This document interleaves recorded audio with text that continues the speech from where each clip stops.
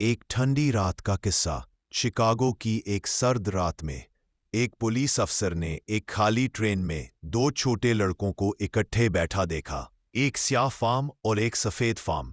5 साला James Davos सो रहा था। उसका सर अपने दोस्त के बाजू पर था। 8 साला रोनाल्ड स्लेवन खामोशी से उसके पास बैठा उसका ख्याल रख रहा था। जब अफसर ने पूछा कि वो क्या कर रहे हैं तो रोनाल्ड ने कहा, वो थका हुआ था। हम सिर्फ शहर के बीचों बीच ट्रेन को चलता हुआ देखना चाहते थे।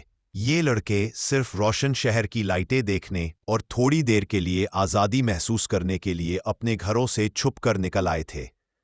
स्टेशन पर एक फोटोग्राफर ने उस दिल को छू लेने वाले लम्हे की तस्वीर खींची।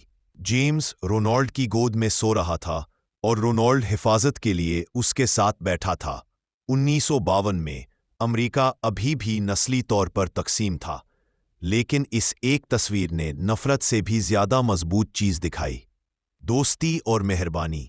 उसमें सबको याद दिलाया कि रंग या तबकात से पहले हम सब इंसान हैं और एक दूसरे की देखभाल करना ही सबसे ज्यादा अहमियत रखता है।